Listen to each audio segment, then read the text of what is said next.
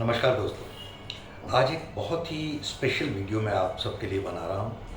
उम्मीद है आप सबको बहुत पसंद आएगी। लेकिन एक आपके लिए आग्रह है, एक रिक्वेस्ट ज़रूर है कि इस वीडियो को कम से कम एक बार तो पूरा ज़रूर देखिएगा, और इससे ज़्यादा बार भी अगर ज़रूरत पड़े तो आप देखिएगा, क्योंकि इसमें जो चीज़ें होंगी वो आपके जीवन से बहुत ज़्यादा संबंधित होंगी और उनका बहुत दूर तक इफ़ेक्ट रहेगा।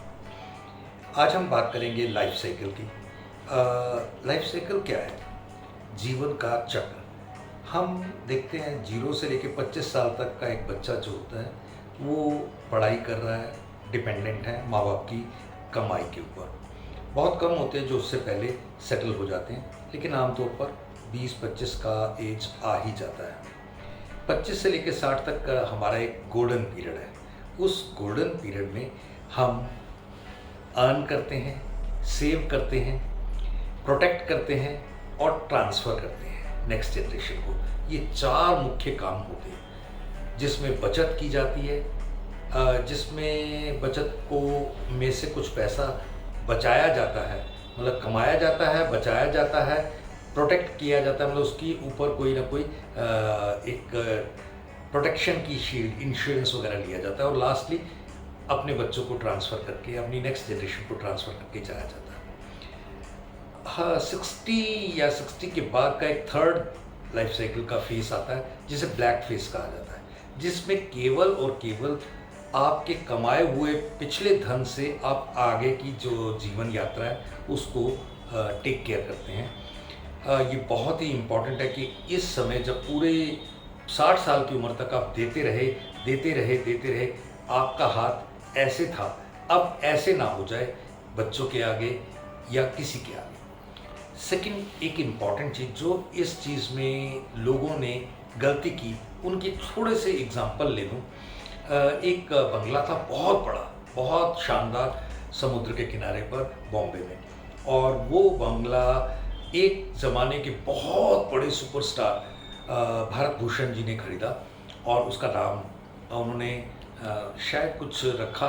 और वो बंगला एक मजबूरी में आकर, जब वो सुपरस्टार नहीं रहे और बचत को गलत इस्तेमाल करते करते करते वो खाली हो गए, तो बेचना पड़ा। अब नए सुपरस्टार वो थे राजेंद्र कुमार, जिन्हें जुबली कुमार भी कहा जाता था। उन्होंने इस बंगले का नाम डिम्पल रखा, और बहुत उस समय खुशियाँ मनाई गई कि ये बहुत बड़े सुपरस्टार के पास, बहुत बड़े सुपरस्टार से ये बंगला आया। एक ज़माना बीता, उन्होंने अपनी स्टारडम को बहुत एंजॉय किया। बहुत बुरे हालात तो नहीं, लेकिन अल्टीमेटली वो बंगला बेचकर एक छोटे बंगले में जाना पड़ा। और जब ये सब कुछ हुआ राजेंद्र कुमार जी के साथ, तो वो डिम्पल नाम का बंगला किसको बिका? राजेश खन्ना जी को। और राजेश खन्ना जी ने भी एक बहुत बड़ा, इंडियन सिनेमा का सबसे बड़ा सुपरस्टारडम दिखा। ये तीनों एक्टर्स के बारे में जो मैं बोल रहा हूँ, गूगल में सर्च कीजिएगा, ये एक बहुत रियल लाइफ सच कहानी है।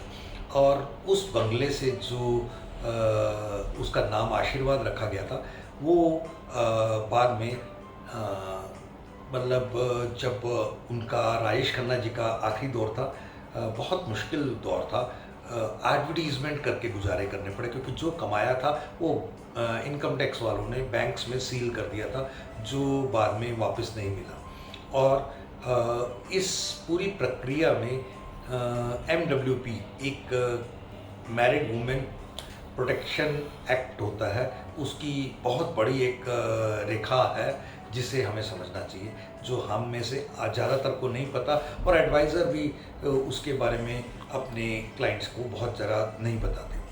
यहाँ पर एक दूसरी बात जो मैं बताना चाहता हूँ, अगर समय पर बचाया होता तो उस समय वो पैसा काम आता। और ये गैरतमंद थे, अपनी बेटियाँ कमा रही थी, पत्नी कमा रही थी, उनसे नहीं लिया, दामाद कमा रहे थे, उनसे नहीं लिया, अपने बलबूते पर कैसे तैसे गुजारा किया, एडवर्टीजमेंट्स पे अपीयर हुए, छोटी मोटी फिल्में की, वगैरह वगैरह। बचत के नुकसान। महमूद साहब, AK हंगल साहब, बहुत बड़ा अच्छा लंबा पीरियड सफलता का देखा, और आखिरी में उसमें भी दिक्कत आई। रेखा जी को एक फिल्म ने एक ऐसा मकाम दिया जिसमें उमराव जान में कहा जाता है कि उनकी इनकम को जो उससे फीस प्राप्त होनी थी उसे एक एफडी के रूप में, एक एलआईसी की पॉलिसी के रूप में उन्हें दिया गया और वो आज तक एक लगातार शानदार शानदार इनकम उन्हें जनरेट करके देती है। आज वो काम नहीं करती, लेकिन वो जितनी फिल्मों में कमाया था उन फिल्मों के पैसे से चीज़ें ख़त्म हो चुकी हैं, लेकिन इस फिल्म के से जो पैसा एक पॉलिसी के रूप में मिला था वो आज भी उन्हें इनकम जनरेट करके देता है। रेमंड्स के विजय पथ सिंघानिया जी की कहानी आपको पता है। इतनी बड़ी कंपनी के मालिक सड़क पर आ गए। सीसीडी के मालिक वीजीएस ने बहुत बड़ी कमाई की, एक बहुत बड़ा एम्पायर खड़ा किया और आके हमें सुसाइड करना पड़ा, क्योंकि बचत को इग्नोर करके ये सब लोग कहीं ना कहीं चल रहे थे। मैं यहाँ पर एक छोटी सी बात बताना चाहता हूँ। अगर हम एक मील्स की डिस्कस करें, 50 रुपये तो कम से कम ब्रेकफास्ट में खर्च हो जाते हैं, 100 रुपये लंच में और 100 रुपये डिनर में, बीच में कुछ और खाया चाय पी तो 50 रुपये, 300 रुपये पर डे एक बंदे का खर्चा है। 365 दिन 30 साल आने वाले अगर हम ये खर्चा करें तो दो हस्बैंड वाइफ तो खाएंगे ही, तो 66 लाख रुपए बनता है, 66 लाख रुपीज़।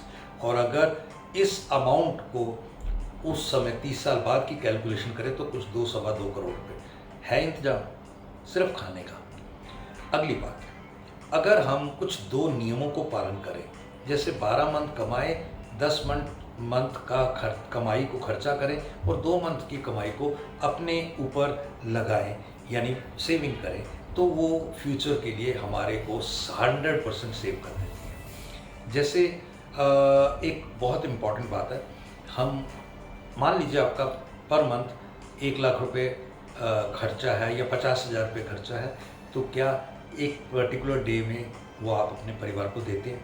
पक्का देते ही होंगे। और अगर ये नीड कब तक है, ज़रूरत कब तक है? जब तक परिवार है कि जब तक आप हैं?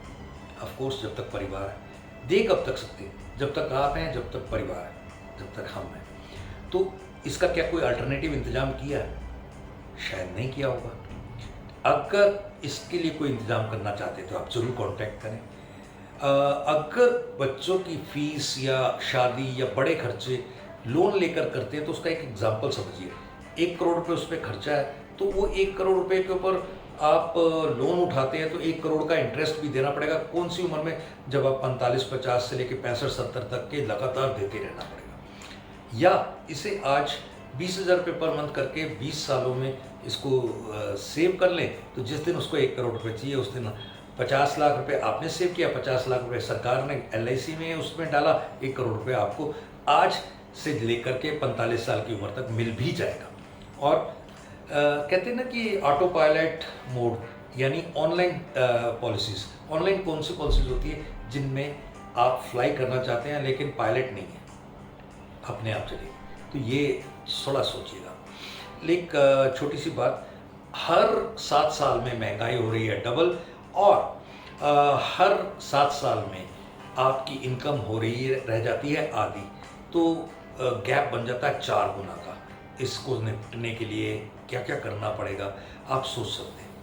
आज अगर आप केवल 500 रुपये जैसी छोटी रकम को, एक 500 का नोट हमारे एलआईसी को दे दें हर रोज़, तो हम आपको 1 करोड़ रुपए गारंटेड देने के लिए निश्चित गारंटी देते हैं। इसको देना केवल 16 साल पड़ेगा। इस दौरान हम 80 लाख रुपए का आपका परिवार फंड यानी फैमिली फंड बीमा भी देंगे, और बहुत सारे बेनिफिट जैसे 7 लाख रुपए की लाइफ टाइम पेंशन का ऑप्शन भी देंगे, और भी बहुत सारे बेनिफिट हैं। आप इसके लिए एक बार हमारे साथ जरूर बैठें। थैंक यू, धन्यवाद।